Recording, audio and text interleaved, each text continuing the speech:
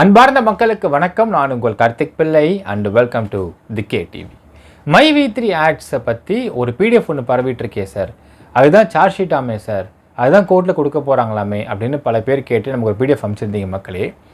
அது என்ன பிடிஎஃப்பு, அது எதுக்கு யார் ரெடி பண்ணது, எதுக்கு ரெடி பண்ணது, இதில் இருக்கக்கூடிய ஒரு விஷயமும் எவ்வளவு அபத்தமான ஒரு கேவலமான தப்பான விஷயம் அப்படிங்கிற டீகோட் பண்ணி ஃபுல்லாக பார்க்க போகிறோம் இந்த வீடியோவில்.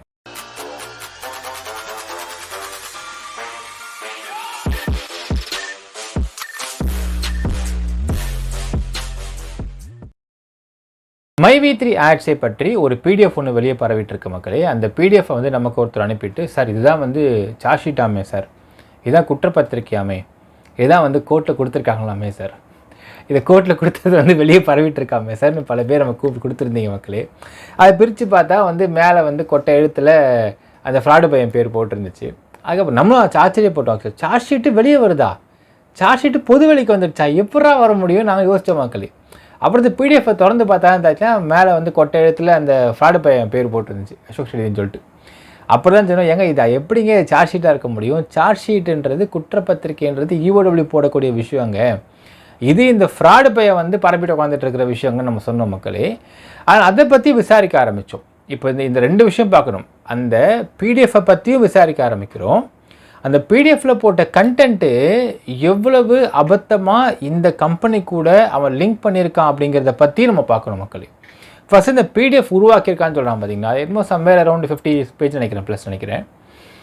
அந்த உட்காந்து அந்த 50-60 பக்கத்துக்கான ஒரு பிடிஎஃப்பை ஒருத்தன் மெனக்கட்டு ரெடி பண்ணிகிட்டு இருக்கான் அப்படின்னால் ஃபஸ்ட்டு பாயிண்ட்டு வேலை விட்டு இல்லாதவன். ரெண்டாவது பாயிண்ட்டு, இப்படி ஒரு பிடிஎஃப்பை இந்த கம்பெனி எதிர்த்து அவன் ரெடி பண்ணுறதுக்கு யார் பணம் கொடுத்து பண்ண சொல்கிறா, ரெண்டாவது பாயிண்ட்டு. மூணாவது பாயிண்ட்டு, இப்படி இந்த பணம் கொடுத்து பண்ண சொல்கிறதுல இவனுக்கு என்ன பெனிஃபிட் அப்படிங்கிற 3 பாயிண்ட்டை யோசிச்சு பாருங்கள் மக்களுக்கு, கிளியராக புரிஞ்சு போயிடும். ஸோ முதல் விஷயம், இதில் இவனால் இந்த அசோக் ஸ்ரீநிதி அப்படிங்கிற இந்த ஃப்ராடு பையனால் காவல்துறைக்கோ இல்லை கோர்ட்டுக்கோ எதுவுமே கொடுக்க முடியாது ரிகார்டிங் மை வி3 ஆட்ஸ். ஏனால் இந்த வழக்கு அப்படிங்கிறது இவன் சொல்லி இவன் பேரில் பெட்டிஷன் போடப்படலை, இவன் பேரில் கம்ப்ளைண்ட் கொடுக்கப்படலை. ஆனால் இவன் சொல்லி இவன் ப்ரெஷர் தாங்க முடியாமல் போலீஸு அவங்க பேரை போட்டு கம்ப்ளைண்ட் ரெடி பண்ணியிருக்காங்க. ஸோ ஒரு கம்ப்ளைனண்ட்டு, இப்போ உதாரணத்துக்கு இவன் கம்ப்ளைண்ட்டாக வச்சுக்க மக்களே, இவன் கம்ப்ளைண்ட்டாக இருந்திருக்கான் இந்த கேஸில் அப்படின்னால் இவன் தொணட்டே இருந்திருப்பான். எப்படி ட்விட்டரில் கதறானோ ஃபேஸ்புக்கில் கதறானோ அதே மாதிரி காவல்துறை கதையிட்ட கொண்டு வந்திருப்பான். ஆனால் இந்த இடத்துல இவனை பெட்டிஷனாக போட முடியாது, இவன் கம்ப்ளைண்ட்டாக போடவும் முடியாது. ஏனென்றால் இவன் இந்த கம்பெனிக்கு இவனுக்கும் எந்த சம்மந்தமும் கிடையாது.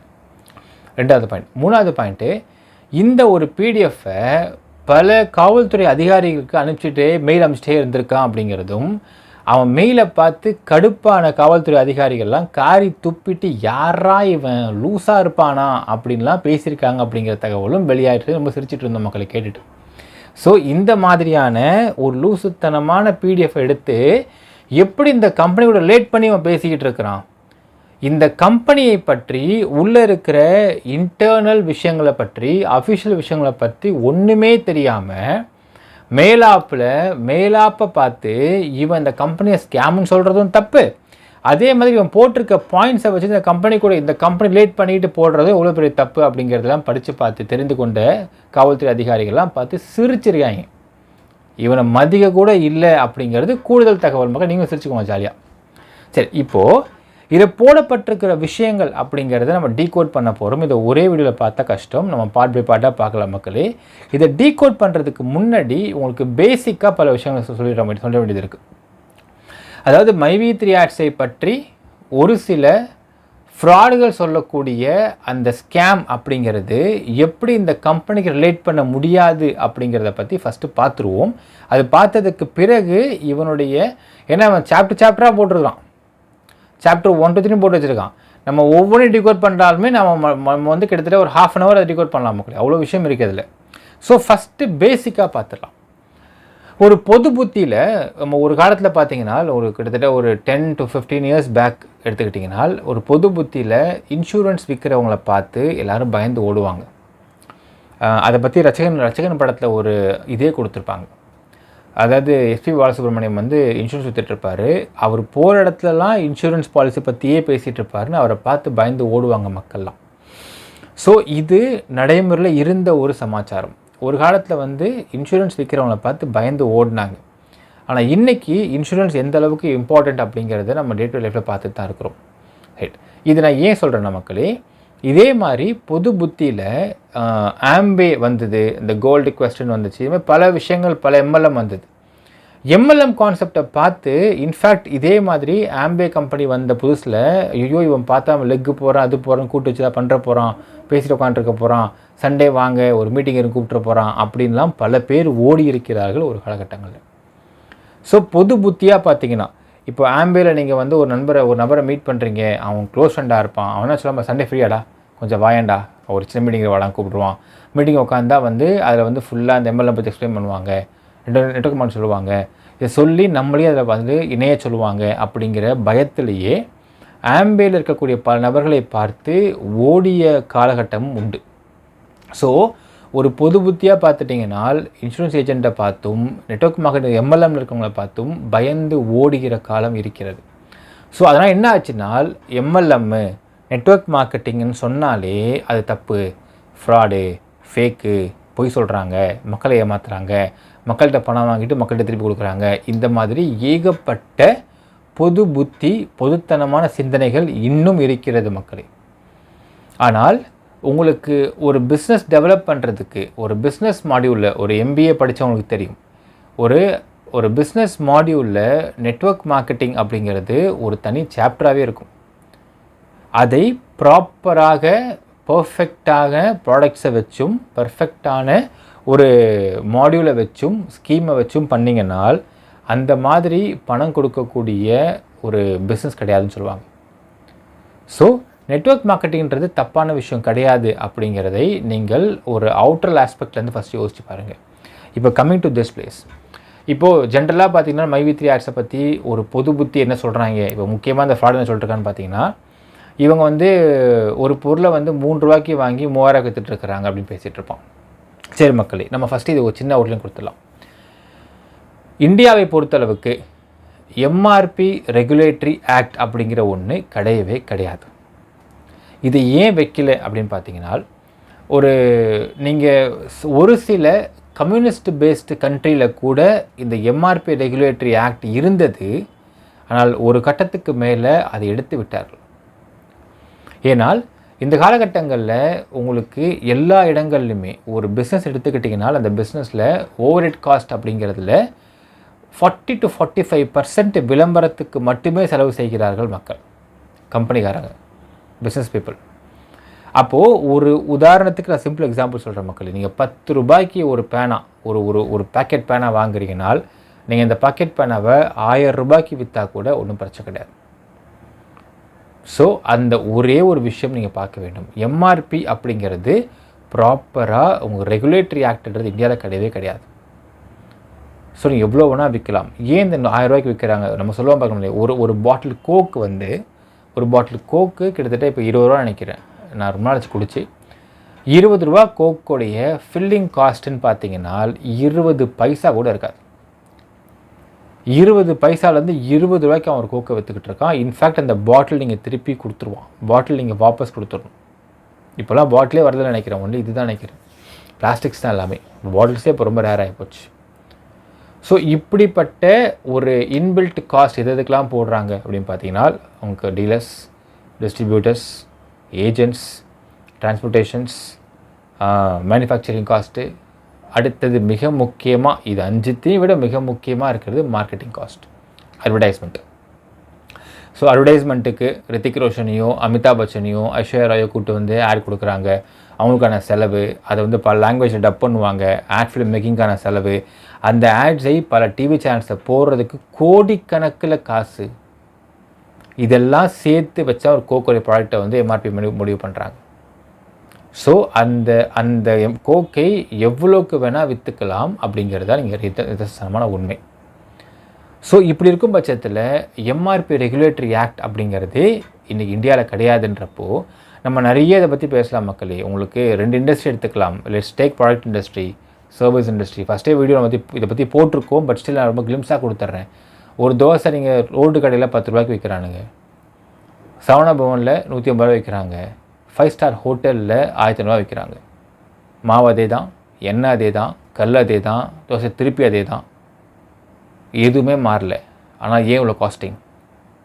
5 ஸ்டார் ஹோட்டலில் ஏசி போட்டிருப்பான், அங்கே வரக்கூடிய மரியாதை, அங்கே இருக்கக்கூடிய இன்பில்ட் காஸ்டிங். ஒரு தோசை சாப்பிட போகிறவன் வேறு எதுக்குமே போக மாட்டான் 5 ஸ்டார் ஹோட்டலில். ஒரு தோசை சாப்பிட்டு வர போகிறனா கூட 1000 சார்ஜ் பண்ணுவாங்க.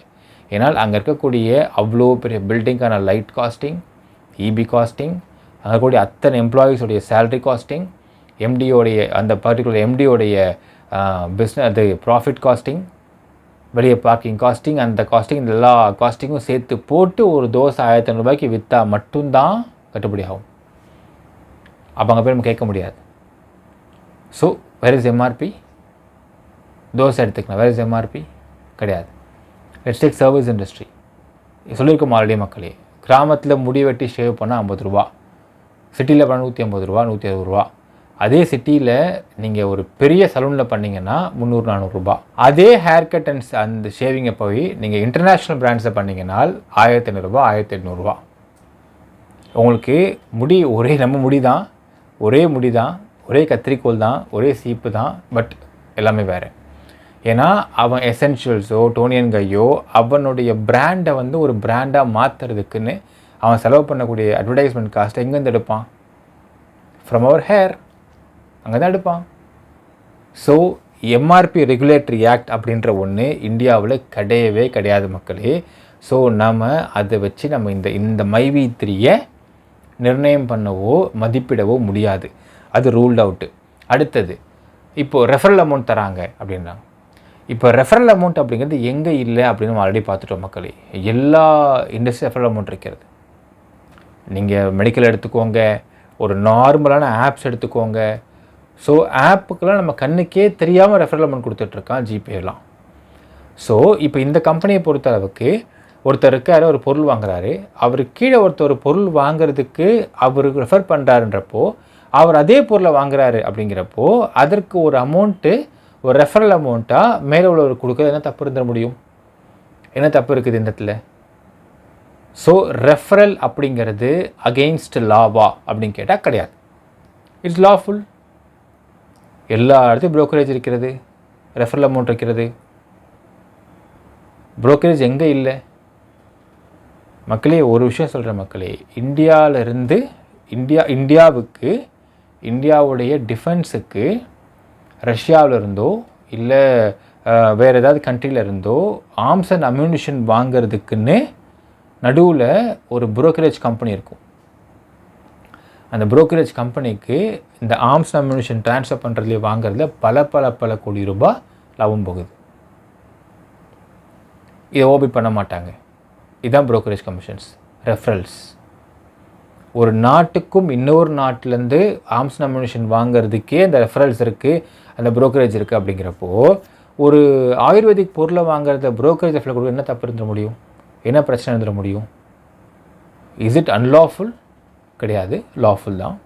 அடுத்தது இன்னொரு முக்கியமான விஷயம், மணி ரொட்டேஷன் ஸ்கீம் இது அப்படின்னு சில அதிமேதாவி பேசிகிட்டு இருக்குதுங்க. அதையும் பார்த்துருவோம். பிஸ்னஸில் மணி ரொட்டேஷன் இல்லாத பிஸ்னஸ் சொல்லுங்கள் பார்க்கலாம் மக்களே. லெட்ஸ் டேக் துணிக்கடை. ஒரு துணிக்கடையில் ஒரு துணி வந்து போடுவானுங்க. போடுறப்போ கேஷ் அண்ட் கேரி பண்ணுற அளவுக்கு இல்லை, ஒரு பெரிய கடையாக இருக்குது அப்படின்னு நினச்சாங்கன்னா அவங்க என்ன பண்ணுவாங்கன்னா கிரெடிட் பீரியட் கொடுப்பாங்க. கிரெடிட் பீரியட் எப்போ கொடுப்பாங்கன்னால் 2 மாதம் கொடுப்பாங்க, 3 மாதம் கொடுப்பாங்க. அந்த 2-3 மாதத்துக்குள்ளே அந்த துணிக்கடையில் அந்த துணியை கொண்டு வந்து டிஸ்பிளே பண்ணிருவாங்க. அதற்கு பிறகு உட்காந்து எம்ஆர்பி கால்குலேட் பண்ணுவானுங்க.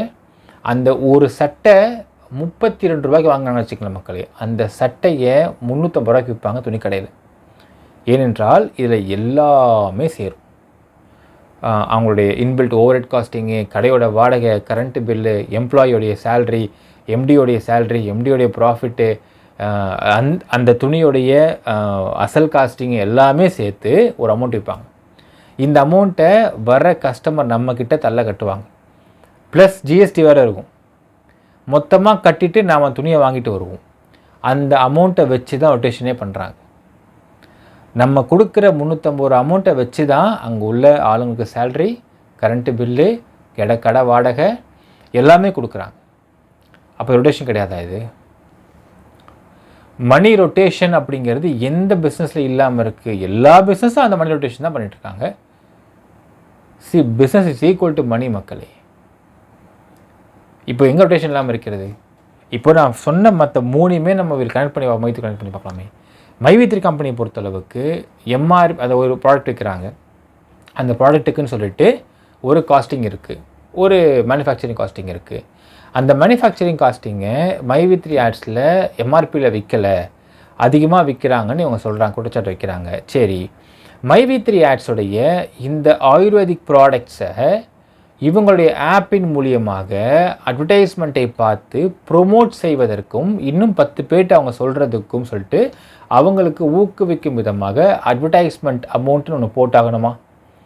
அந்த அட்வர்டைஸ்மெண்ட்டை பண்ணுறது யார்? இங்கே இருக்கக்கூடிய 65 லேக் பீப்புள் மக்களே. அந்த 65 லேக் பீப்புளில் ஒரு 50 லேக்கை கழிச்சிருங்க. அவங்க வந்து ஓஎம் மெம்பர்ஸ். அவங்க மந்த்லி ஒன்ஸு ஓஎம்மாக வந்து அவங்க ஒரு வாட்டி தான் பார்க்க முடியும். அதுக்கு மேலே போனால் அது ஆஃப்டர் அப்டேட்ன்ற விஷயம் இருக்குது. சரி, அவங்க ஓரம் வச்சுருங்க. மீதி உள்ள நபர்கள் இந்த 69 லேக்கில் இவங்க சொல்கிறத போல் 9.5 லட்சம் பேர் சொல்கிறாங்க இல்லைங்களா? அந்த ஓஎம் இல்லாமல் மற்றெல்லாம் சேர்த்து 9.5 லட்சம் பேர் சொல்கிறாங்க. அந்த 9.5 லட்சம் பேரில் வீடியோஸை எல்லாருமே பார்க்குறாங்களா? 15%, 15% பீப்புள், அந்த 9.5 லட்சம் பேரில் 15% பீப்புள் பார்த்தா பெரிய விஷயமா? மற்றவங்கள்லாம் இந்த வீடியோ பார்த்து கேப்சா அடிக்கிறதை நம்பி இந்த பிஸ்னஸ் பண்ணல அப்படிங்கிறாங்க. அவங்களுக்கு product sales, referral amounts plus resales, repurchase, இதில் தான் அவங்களுடைய பிஸ்னஸை பார்த்துக்கிறாங்க. அந்த 15% மக்கள் மட்டும்தான் இந்த கம்பெனியோடைய ஆயுர்வேதிக் ப்ராடக்ட்ஸை இவங்க ப்ரொமோட் பண்ணுறதுக்கு வீடியோ பார்க்குறாங்க. அவங்களுக்குன்னு ஒரு அமௌண்ட் கொடுத்தாகணும். சும்மா ஓசில் பார்க்க சொல்ல முடியாது. ஸோ அவங்களுக்கு கொடுக்கக்கூடிய அமௌண்ட்டு தான் இந்த மாதம் வரக்கூடிய கேப்சா பார்த்து சம்பாதிக்கக்கூடிய ஒரு அமௌண்ட்டுன்றது தெளிவாக தெரியும். ரைட். அடுத்தது ரெஃபரல் அமௌண்ட் பார்த்தாச்சு.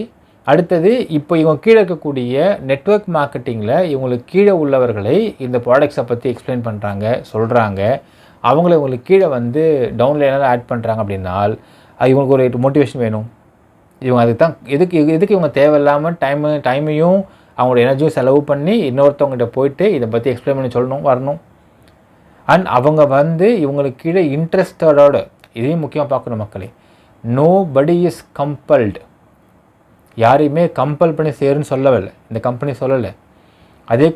அதே மாதிரி அடுத்து வரக்கூடிய புதுசாக சேரக்கூடிய நபர்கள், இந்த கம்பெனி உறுப்பினராகக்கூடிய நபர்கள்லாம் ஃபஸ்ட்டு ஓஎம்மாக தான் வரணுன்ற ரூல்ஸ் வச்சுருக்காங்க. ஓஎம்மாக வரணும், அதுக்கப்புறம் பேசிக் மெம்பர் ஆகணும், அதற்கு அப்புறம் தான் அவங்க சிஎம்மாக மாறதுலாம் அதுக்கப்புறம் தான். இந்த கம்பெனியுடைய விஷயங்களை பற்றி தெளிவாக தெரிந்ததற்கு பின்பு தான் அவங்க சிஎம்மாகவே ஆக முடியும் அப்படிங்கிற ரூல்ஸ் வச்சுருக்கிறாங்க. ஆனால் யாரையுமே கம்பல் பண்ண மாட்டேன்றாங்க. அவங்களுடைய சொந்த இன்ட்ரெஸ்ட்டில் மட்டும்தான் ஜாயின் பண்ணுறாங்க. ஸோ இவ்வளோ விஷயம் தெளிவாக இருக்குது இந்த கம்பெனியில். அடுத்தவன் ஜாயின் பண்ணுறாங்க. இப்போ அவங்க அப்படிப்பட்ட ஒரு நபரை ஒருத்தவங்க இவ்வளவு ப்ராசஸுக்கு பின் ஜாயின் பண்ணிருக்கிறாங்க அப்படின்னால் அப்போ அந்த மேலே உள்ள நபருக்கு ஒரு மோட்டிவேஷன் வேணும் தானே. ஸோ ரெஃபரல் என்ன தப்பு தர முடியும் இந்த கம்பெனியில் அப்படிங்கிற கேள்வி இருக்குது. ரைட். எல்லாத்துக்கும் மேலே மணி ரொட்டேஷன் அப்படின்னு சொல்கிறாங்க. மணி ரொட்டேஷன் இல்லாமல் பிஸ்னஸே கிடையாது. Only when there is sales, there is business. Money rotation happens. அந்த பணத்தை வச்சு எல்லாருக்கும் காசு தராங்க. மக்களே இப்போது நீங்கள் லெட்ஸ் டேக் போத்தீஸ்லாம் எடுத்துக்கலாம். போத்தீஸ் மாதிரி கம்பெனிஸ்லாம் பார்த்தீங்கன்னா ஆட்ஃப்ளேமுக்குன்னு சொல்லிட்டு ஒரு சில கம்பெனியை வந்து அவங்க டிப்ளாய் பண்ணுவாங்க. டிப்ளாய் பண்ணும்பொழுது அந்த பர்டிகுலர் கமல்ஹாசனுக்கு முழு அமௌண்ட்டை ஃபஸ்ட்டே கொடுத்தா தான் நடிக்க வருவார். அதெல்லாம் வேறு கதை.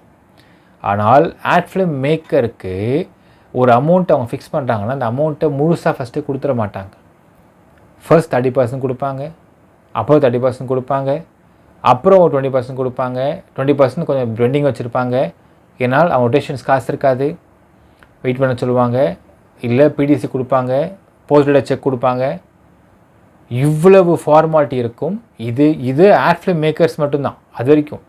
அடுத்தது ஒரு மிகப்பெரிய ஒருத்தவங்க இருக்கிறாங்க, ஆட் ஏஜென்சி. ஆட் ஏஜென்சிக்கு போயிட்டீங்கன்னால் நீங்கள் ஒரு சன் டிவிக்கு ஒரு நாடகத்துக்கு ப்ரைம் டைம் 9:30 மணி டு 10 மணி வரக்கூடிய அந்த ப்ரைம் டைம் நாடகத்தில் 10 செகண்ட் 10 செகண்ட்ஸ்க்கு உங்கள் ஆடு போகிறதுக்கான காஸ்டிங் 70,000 ப்ளஸ் டாக்ஸஸ். இன்றைய ரேட் வெறும் 10 செகண்ட் ஒரே வாட்டி உங்கள் ஆடை போகிறதுக்கு 70,000 ப்ளஸ் டாக்ஸஸ். அந்த பேக்கேஜ் சும்மாலாம் வர விட மாட்டாங்க. ஒரு வாட்டி போட்டால் போதெல்லாம் கிடையாது, குறைஞ்சது நீங்கள் ஒரு 10 டைம்ஸ் எடுத்தாகும்.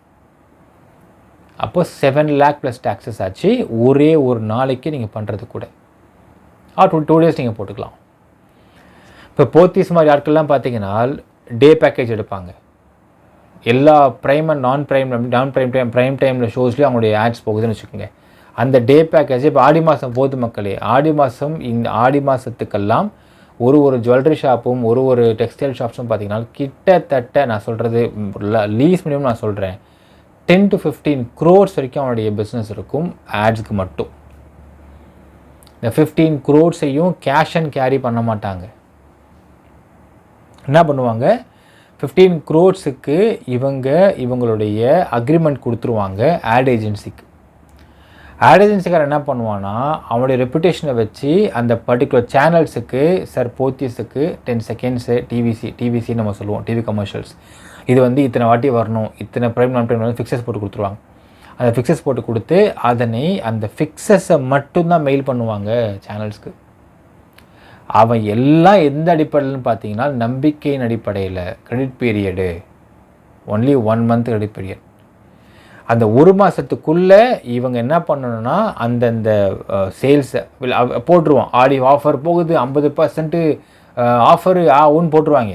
அதை வச்சு இந்த மக்கள்கிட்ட அவங்களுடைய கூட்ஸை சேல் பண்ணி இந்த பணத்தை, ஏன்னா இப்போது அவ்வளோ 15 கோடி ரூபாய்க்கு ஒரு மாதத்துக்கு செலவு பண்ணுறோன்னா 15 கோடி ரூபாய் யார் தலை வந்து வெடிய போகுது, நம்ம தலை தான் வெடியும். நம்ம வாங்கக்கூடிய ஒரு பட்டு புடவைக்கு அந்த 5 கோடிக்கான காஸ்டிங் ஒரு இன்வெஸ்ட் பண்ணி வச்சுருப்பாங்க. ஸோ இதை நம்ம வாங்கி நம்மக்கிட்டேருந்து காசை வாங்கிட்டு நம்ம காசை இந்த மாதம் ஃபுல்லாக முடிஞ்சதுக்கப்புறம் நம்ம காசை கனெக்ட் பண்ணி ஆட் ஏஜென்சி கொடுத்து ஆட் ஏஜென்சிக்காரன் கொண்டு போய்ட்டு அதை டிவி சேனல் கொடுத்துருவான். அப்போ ரொட்டேஷன் இல்லையாப்பா இது? Is not money rotation? இது என்ன ரொட்டேஷன்? இது லாலிபாப் ரொட்டேஷனா? மணி ரொட்டேஷன் இல்லாத பிஸ்னஸே கிடையாது மக்களே. எல்லா இடங்களையும் நடந்துட்டு தான் இருக்கிறது. ஸோ இவங்கள் ஒரு மைவீத்தில் பொருள் வாங்க வராங்க, பொருள் வாங்க உள்ளே வராங்க, ஒரு லெக்காக உள்ளே வராங்க, அவங்க பொருள் வாங்குறாங்க, அதுக்கப்புறம் அவங்க சம்பாதிக்கிறாங்க, விளம்பரம் பார்க்குறாங்க, பார்த்து அவங்க சம்பாரிச்சிட்ருக்கிறாங்க. அதற்கு பிறகு அவங்க கீழே 10 பேர் சேர்க்குறாங்கனால் this is completely a network மார்க்கெட்டிங்கோடைய ஸ்ட்ராட்டஜி. இதை நீங்கள் தப்புன்னு எப்படியா சொல்ல முடியும்? ஒரு விஷயம் புரிந்து கொள்ள வேண்டும் மக்களே, மணி ரொட்டேஷன் ஸ்கீம்னா என்ன அர்த்தன்றதை ஃபஸ்ட்டு புரிஞ்சுக்கணும். இவங்களாம் எப்பா நீ உனக்கு கீழே 10 பேர் சேரு, 10 பேர்ட்டு 1000 வாங்கு, அப்போ 10,000 ஆச்சு, நான் உனக்கு 3000 கொடுத்துட்றேன், அவனுக்கு கீழே 10 பேரை சேர சொல்லி.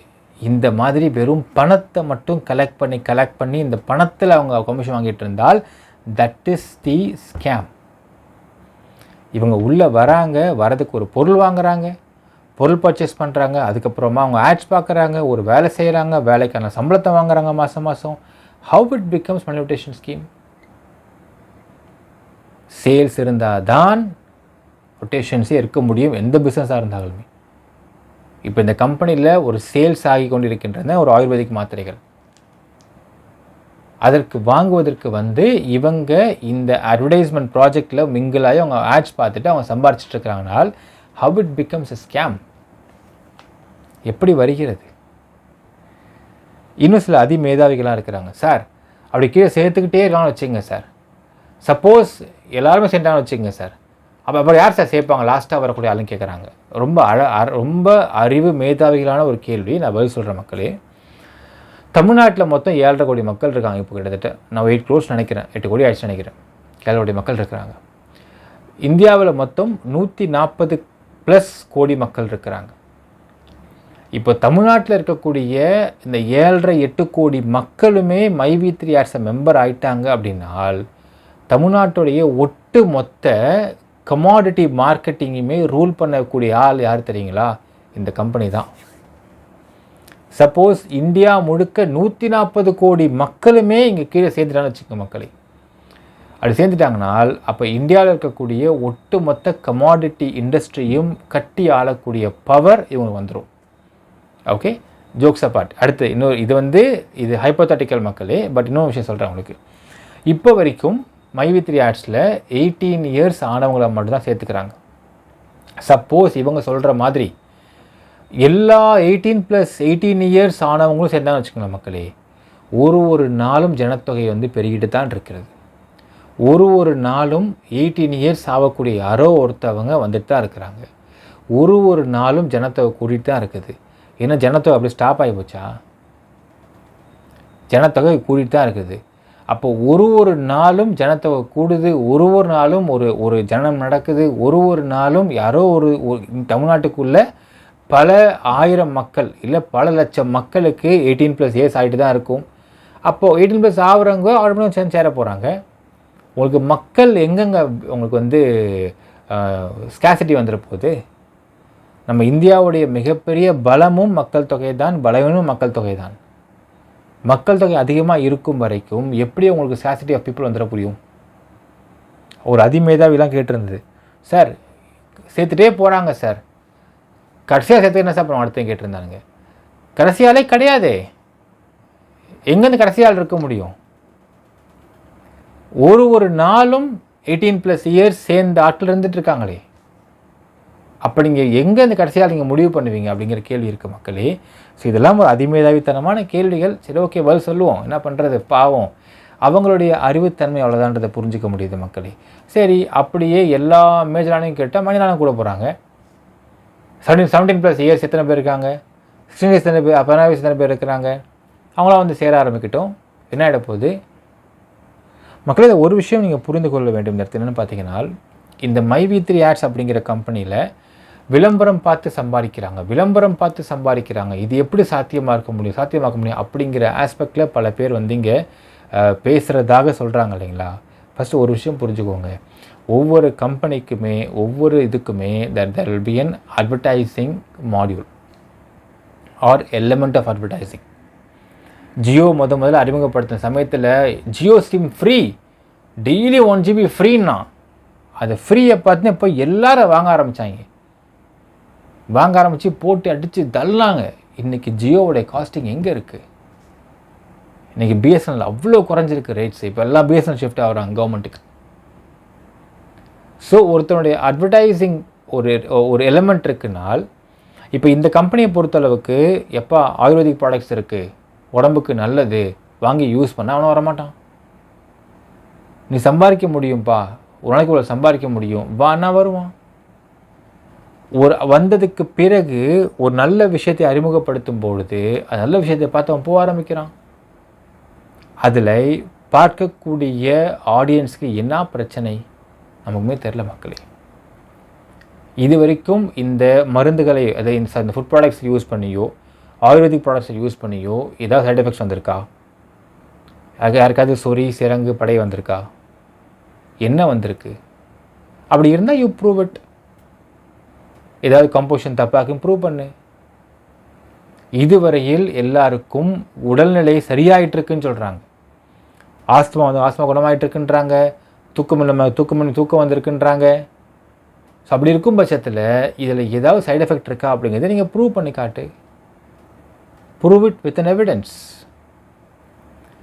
அப்பேற்பட்ட ஒரு ஆயுர்வேதிக் ப்ராடக்ட்ஸு நல்ல விதமாக இருக்குது அப்படின்னால், நல்ல விதமாக இருக்க ஆயுர்வேதிக் ப்ராடக்ட்ஸை நீ வாங்க மாட்டான்.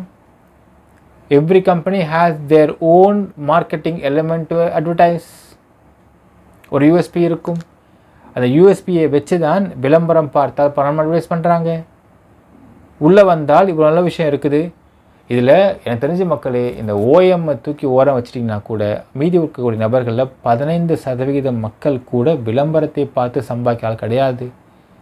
இவங்களுக்கு பல இன்னும் அதுக்கு அடுத்த நிறைய சம்பாதிக்கக்கூடிய மாடியூல்ஸ் இருக்கிறது. அவங்க அங்கே சம்பாதிச்சிட்டு இருக்கிறாங்க நல்லாவே. ஸோ இப்படி பார்க்கும் பொழுது நீங்கள் எப்படி இதனை தப்பு என்று கூற முடியும் மக்களே? அடுத்தது ஒரு கேள்வி. இந்த கேள்வி முக்கியமாக பதில் சொல்லணும். அதாவது இந்த கம்பெனியை ஸ்கேமு, இந்த கம்பெனி ஃபேக்குன்னு சொல்லக்கூடிய ஒரு சில அதிமேதாவி சொல்லக்கூடிய வார்த்தை பார்த்தீங்கன்னா, இப்போ உங்கள் எம்டி வெளியே வந்தாருன்னா 1500 கோடிக்கு மேலே சம்பளம் தரணும், எப்படி தர முடியும்னு நினைக்கிறீங்கன்னு கேட்குறானுங்க. அது உனக்கு என்னடா பிரச்சனை? அது கம்பெனி எம்டி வந்து யோசிக்க வேண்டிய விஷயம். அதில் உனக்கு என்ன பிரச்சனை? What is the issue for you? நீ என்ன சொன்ன? இது ஸ்கேம்னு சொன்னேன். அந்த ஸ்கேமை ப்ரூவ் பண்ணி காட்டுன்னு சொல்லியாச்சு. அந்த ஸ்கேமை ப்ரூவ் பண்ணி காட்டு. ஸ்கேம் இல்லைன்னு நம்ம சொல்கிறோம். அதை ப்ரூவ் பண்ணுறது மட்டும்தான் உன் வேலையை தவிர, வெளியே வந்து 1500 கோடி போடணும், 2000 கோடி சம்பளம் போடணும், அது எங்கேருந்து இந்த காசு வர முடியும், எப்படி போடுவாங்கன்றதெல்லாம் கம்பெனியோட எம்டி பார்க்க வேண்டிய விஷயம். அவன் எப்படி வேணால் போடுவாங்க. உனக்கு என்ன அதை பற்றி கஷ்டம்? கம்பெனிக்கு எப்படி பணம் போடுவாங்கன்றது உன் இஷ்யூ இல்லை. நீ அந்த கம்பெனி கொடுக்கலையே, இது ஸ்கேம்னு தானே சொன்னேன். அந்த ஸ்கேம்ன்ற விஷயத்தை நீ ப்ரூவ் பண்ணி காட்டுறா. ஃப்ராடுன்னு நம்ம கேட்க வேண்டியதாக இருக்குது. ஸோ இந்த விஷயம் சொல்கிற சின்ன எக்ஸாம்பிள் நான் கொடுத்துறேன் உங்களுக்கு.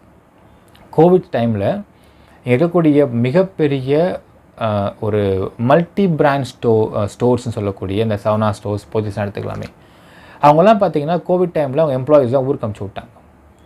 அமுச்சு விட்டதுக்கு அப்புறம் என்னாச்சுன்னா அவர்களுக்கு சம்பளம் போடணும். There is no money rotation. Money அப்படியே ஸ்டாப் ஆகிடுச்சு. சம்பளம் போட முடியல. எல்லாருமே திணறி போயிட்டாங்க. ஏனால் இவர்கள் பார்க்கறதுக்கு வேணால் ரோல்ஸ் ராய்ஸ் காரு, பெரிய வீடுன்னு வச்சுருக்கலாம் மக்களே. ஆனால் இவர்களுக்கும் ஏகப்பட்ட டெப்ட் இருக்கும். ஒரு கடையை அவங்க திறக்கிறாங்கன்னா அந்த கடையோடைய லேண்டை மட்டும்தான் இவங்க வந்து பணம் கொடுத்து வாங்குறாங்க. மற்ற எல்லாமே கடன் தான். அது அம்புட்டும் கடன் தான். அப்போ அவங்களுக்கு பணம் தரணும், வெண்டாஸ்க்கு பணம் தரணும், அவன் பணம் கேட்குறான். இப்படி ஏகப்பட்ட சிக்கலில் மாட்டிக்கிறாங்க.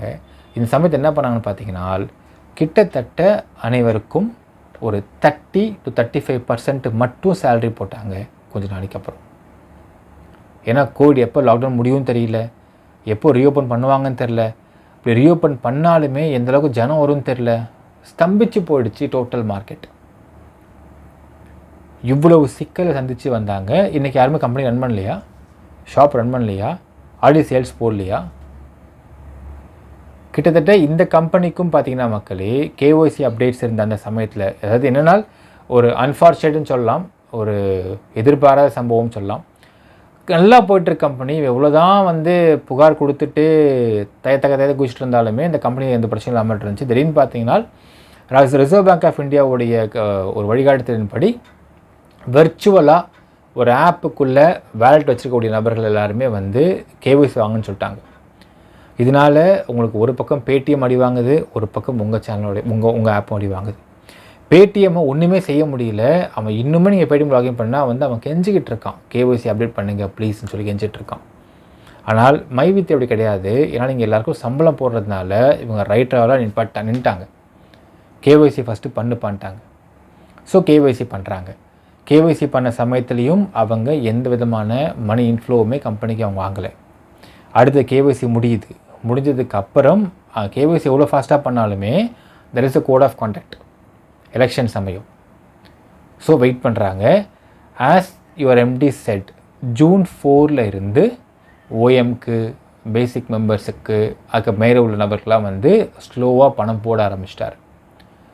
ஜூலை 4 அவர் போய் வந்து சரண்டர் ஆகிற வரைக்கும் அவர் பணம் போட்டு தான் இருந்தார். அதே மாதிரி சரண்டர் ஆகிட்டார். இப்போ சரண்டர் ஆகி ஜெயிலில் 1 மாதமாக இருக்கார். வந்தும் பணம் போட போகிறாரு.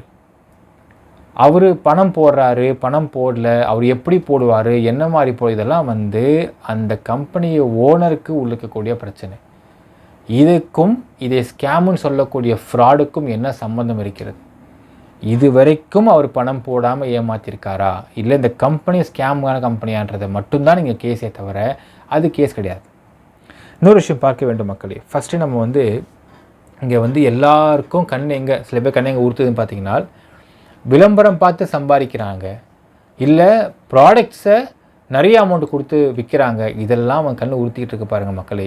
இது எல்லாத்தையும் விட ஒரு ஆப் அப்படிங்கிறதுக்குள்ளே எவ்வளோ பிஸ்னஸ் இருக்குது அப்படிங்கிறதா இவங்களுக்கு சுத்தமாக தெரியல மக்களே. ஒன்று சொல்கிற மக்களே, அட்வர்டைஸ்மெண்ட் பொறுத்தளவுக்கு நாங்கள் 2 ஆஸ்பெக்ட் சொல்லுவோம். அதாவது there is something called connective medium and directive medium.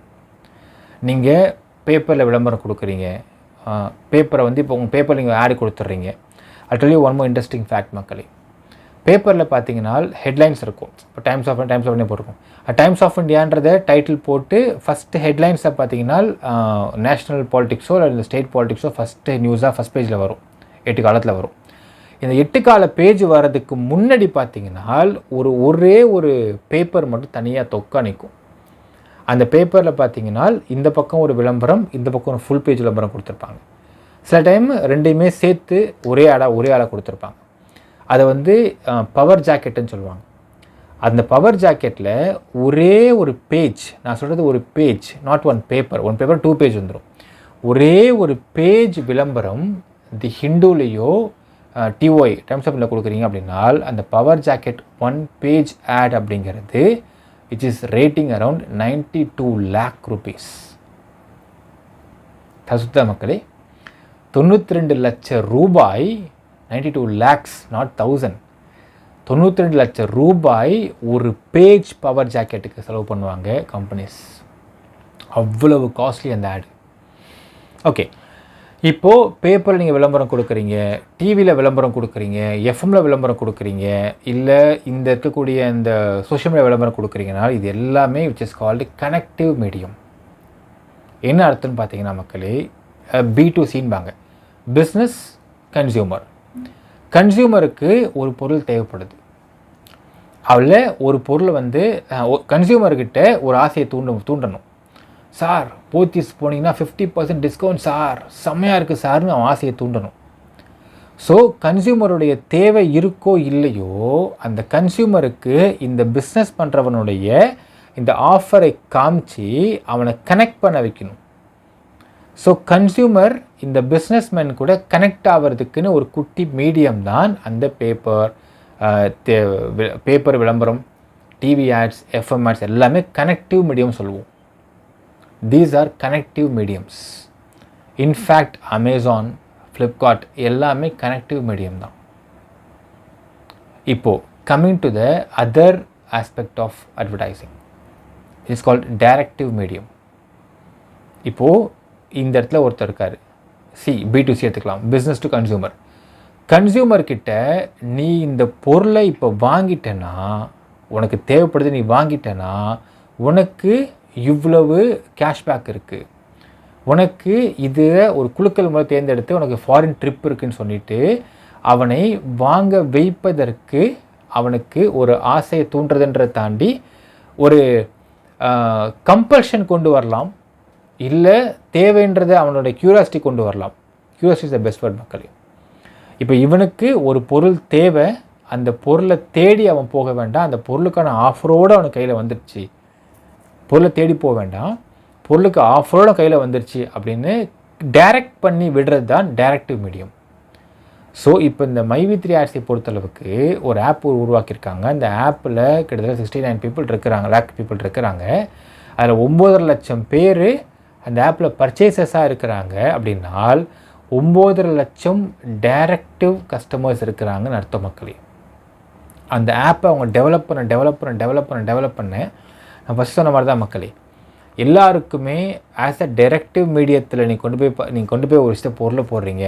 Tooth brush வேணும், பேஸ்ட்டு வேணும், சோப்பு வேணும், வீட்டில் வந்து மிளகாப்பொடி, காரப்பொடி, இது அசஃபோட்டடா விச் இஸ் கால்டு பெருங்காயம்லாம் வேணும். இதெல்லாம் வந்து தேவையான பொருட்கள். இந்த பொருளை நீ அவங்ககிட்ட டைரக்டிவ் மீடியமாக கொண்டு போய் நிப்பாட்டி, எப்பா 9 லட்சம் பேர் இருக்க, இந்த பெருங்காய டப்பா வாங்கிக்க, 100 ரூபா பெருங்காய டப்பா உங்களுக்குன்னு நான் வந்து 50% ரிடக்ஷனில் கொடுத்துறேன்னு சொல்லிட்டு மைவி3 ஆட்ஸை ஒரு கம்பெனி அப்ரோச் பண்ண வச்சுக்கோ மக்களே. அந்த கம்பெனிக்கு நான் அப்ரோச் பண்ணுறேன் அப்படின்னால் அந்த 50 ரூபா ப்ராஃபிட்டில் 30 ரூபாயே அப்படிங்கிறத இந்த இருக்கக்கூடிய மக்களுக்கே அவங்க திருப்பி தராங்கன்னு வச்சுக்கோங்க மக்களே. எப்போ எத்தனை பேர் வாங்க போகிறீங்க, நீங்கள் வாங்கினீங்கன்னா உங்களுடைய மேலே உள்ள அப்ளைனருக்கு ஒரு அமௌண்ட்டு போகும், உங்களுக்கு ஒரு அமௌண்ட்டு வருன்ற மாதிரி கொடுக்குன்னு வச்சுக்கோங்க மக்களே. மீதி உள்ள 20%ல் இவங்க ஒரு பக்கம் இவங்க ப்ராஃபிட் எடுத்துப்பாங்க, இன்னொரு ப்ராஃபிட் பக்கம் பார்த்தீங்கன்னா இதில் குழுக்கள் மூலம் தேர்ந்தெடுத்து ஃபாரின் ட்ரிப் அனுமதி வச்சுக்கோங்க. அந்த ஃபாரின் ட்ரிப்புக்குன்னு ஒரு அமௌண்ட்டு கொடுத்தாலுமே கிட்டத்தட்ட ஒரு 10 லட்சம் ரூபாய், 10 லட்சம் மக்கள் இந்த ப்ராடக்ட் வாங்கினா வச்சுக்க மக்களே. 10 லட்சம் மக்கள் வாங்குகிறாங்க. ஒரே ஒரு ப்ராடக்டில் வெறும் 10 ரூபா தான் லாபம் கம்பெனிக்குன்னா கூட 10 லட்சம் × 10 ரூபா 1 கோடி ரூபாய் ஆச்சு. ஒரு 100 ரூபா பொருளை ரூ. 50 அந்த கம்பெனி மேனுஃபேக்சரர்ஸ் வந்து மைவி3 கொடுத்தான்னு வச்சுக்கோங்களேன். உங்கள் மைவி3 கம்பெனி இந்த ரூ. 50 பொருளுக்கு ரூ. 30 அவங்க பிரித்து கொடுத்தான்னு வச்சுக்கோங்களேன். இப்போ ரூ. 20 இருக்குது. ரூ. 20 உங்களுடைய டூருக்கு வைக்கிறான்னு வச்சுக்கோங்களேன். மீதி ரூ. 10 இருக்குனால் அந்த ரூ. 10 மட்டும்தான் கம்பெனிக்கு லாபம்னா கூட அந்த ரூ. 10 இன்ட்டு 10 லட்ச ரூபான்னு 10 லட்சம் மக்கள்னு போட்டால் ₹1 கோடி ஆச்சு. ஒரே ஒரு பெருங்காய டப்பாக்கு. ஸோ இப்போ என்ன ஆகுன்னு பார்த்தீங்கன்னா, இங்கே இருக்கக்கூடிய மக்களுடைய அன்றாட தேவைகளுக்கும் இல்லை தேவைப்படுகிற விஷயங்களுக்கும் மைவி3 ஆட்ஸ் அப்படிங்கிறது ஒரு கன்ஃபார்ம் செல்லிங் ஆப்பு இல்லை கன்ஃபார்ம் பையிங் ஆப்பு அப்படிங்கிற பேர் வந்துடும். ஸோ இப்போ ஆட்டோமேட்டிக்காக எவ்வளோ பிஸ்னஸ்மேன் உள்ளே வருவாங்க, வந்து அவங்களோட பொருளை இங்கே விற்கிறதுக்கு பிளான் பண்ணுவாங்க, இல்லை ப்ரொமோட் பண்ணுவாங்க, இல்லை ஆட் கொடுப்பாங்க, ஸ்ட்ரிப் ஆட்ஸ் கொடுப்பாங்க. இப்படி நிறைய பிஸ்னஸ் மாடலுக்கான அடுத்தடுத்த ஒரு லெவல்ஸ் போக வாய்ப்பு இருக்க மக்களே ஒரு ஆப்பை நீங்கள் டெவலப் பண்ணி கொண்டு வந்துட்டிங்கனாலே. ஸோ மைவி3 ஆட்ஸ் அப்படிங்கிறது ஒரு சும்மா ஒரு ஆப்புப்பா, விளம்பரம் பார்த்தா காசு வருதான்ப்பா அப்படிங்கிற ஒரு சில்லறத்தனமான ஒரு ரொம்ப குரூக்கட் மைண்டில் பார்க்கக்கூடிய ஒரு விஷயம் இல்லை மக்களே. இதில் ப்ராடாக பார்த்தால் ஒரு வைடர் ஆங்கிளில் பார்க்கும்போது இதில் ஏகப்பட்ட பிஸ்னஸ் ஆப்பர்ச்சுனிட்டிஸ் கொட்டி கிடக்குது. அதை நோக்கி இவங்கெல்லாம் பயணம் பண்ணிட்டுருக்குறாங்க அப்படிங்கிறத நான் புரிஞ்சிக்க முடியுது. அப்படி பயணம் பண்ணிட்டு இருக்க சமயத்தில் தான் நடுவில் இந்த மாதிரி வந்து தேவையெல்லாம் பிரச்சனை பண்ணி எந்த விதமான அடிப்படை நாலேஜும் இல்லாமல் எவனோ ஒருத்தவனுக்கு, ஏன்னால் இவ்வளோ பெரிய புக்லெட் அடித்து உட்காந்துக்கிட்டு பிடிஎஃப் ரெடி பண்ணுறானால் அப்போ கண்டிப்பாக ஃபஸ்ட் சொன்ன மாதிரி தான் மக்களே, ப்ரெக்னென்ட் லேடிஸ், வயசானவங்க, குழந்தைங்க இதை பக்காதீங்க அப்படின்னு சொல்கிற மாதிரி வேலை வெட்டி இல்லாத அந்த நபராக இருக்கணும், ஃப்ராடாக இருக்கணும், இல்லை எவனுக்கோ ஒருத்தனுக்கு வேலை பார்த்துட்டு உட்காந்துட்டு இருக்கணும் பணத்துக்காக, இல்லை இவனுக்கு பெனிஃபிட் ஏதோ பெருசாக இருந்துகிட்ருக்கு அப்படிங்க தெரியுது. இந்த 3 விஷயத்திற்காக மட்டுமே இப்படி ஒரு தப்பான பிம்பத்தை ஏற்படுத்தி ரெடி பண்ணிட்டுருக்கிறான். இவன் போட்டிருக்கான் பாருங்கள் மக்களே இந்த பக்கங்களில். இதெல்லாம் நம்ம டீகோட் அடுத்த வீடியோஸை பண்ண போகிறோம்.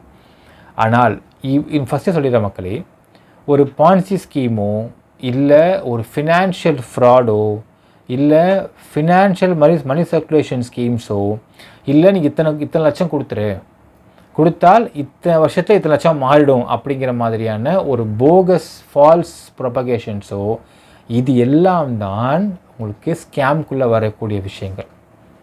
இந்த மாதிரி எதுவுமே கிடையாது. நீ 1 லட்சம் போடு, 1 லட்சம் கொடுத்தவங்க கேட்குறாங்களா, சொல்கிறாங்களா இந்த கம்பெனியில்? கிடையாது. நீ 1.25 லட்சம் நீங்கள் வந்து பர்ச்சேஸ் பண்ணுங்கள், அதுக்கான ஆப்பர்ச்சுனிட்டி இருக்குன்னு தான் இங்கே சொல்கிறாங்க. அப்போ எப்படி இது வந்து ஸ்கேமுன்றது வந்து இவங்க பேசுகிறாங்க அப்படிங்கிறது நமக்குமே வந்து விசித்திரமாக இருக்குது மக்களே. விசித்திரப்பட ஒன்றுமே இப்போ யோசிச்சு என்னென்னு பார்த்தீங்கன்னா, எவனுக்கோ ஒருத்தனுக்கு வாங்குகிற காசுக்காக இவன் கூவிகிட்டு இருக்கான்றது தெளிவாக தெரியுது. நம்ம இன்னும் கேட்குறோம் மக்களே, 60 லட்ச ரூபா அவன் அக்கௌண்ட்டுக்கு வந்திருக்கு, அவங்ககிட்ட வந்து காசு வந்திருக்கு அன்அக்கௌண்டடாக. அந்த 60 லட்ச ரூபாயில் அவன் 2 இடத்துல ஆஃபீஸ் போட்டிருக்கான், கடை எடுத்திருக்கான், இன்டீரியர் ஒர்க் போயிட்டுருக்கு. அதில் ப்ரோசோன் மாலில் மட்டும் 25 lakh rupeesக்கு வந்து அவன் அட்வான்ஸ் கொடுத்துருக்கான். இந்த அமௌண்ட் எங்கேருந்து வந்துச்சு, யார் கொடுத்தா அப்படிங்கிற கேள்விக்கு இதுவரை பதிலே கிடையாது. இந்த கேள்விக்கு பதில் அவன் சொல்லானேயானால் அந்த கேள்விக்கான பதிலை வச்சு நாம் இவனுக்கு எவன்லாம் காசு கொடுத்தான், யாரெல்லாம் காசு கொடுத்தான்றதை நம்மளால் ஈஸியாக வந்து கிராஃப் பண்ணுற முடியும். அப்படி இல்லைனால் இவன் கேட்டான் பாருங்கள் மக்களே, போலீஸ்கிட்ட வந்து பாதுகாப்பு கேட்டிருந்தான். நாம் அதை ரொம்ப எதிர்பார்த்தோம், ஆனால் அதை வந்து பண்ணாமல் இருக்கிறாங்க.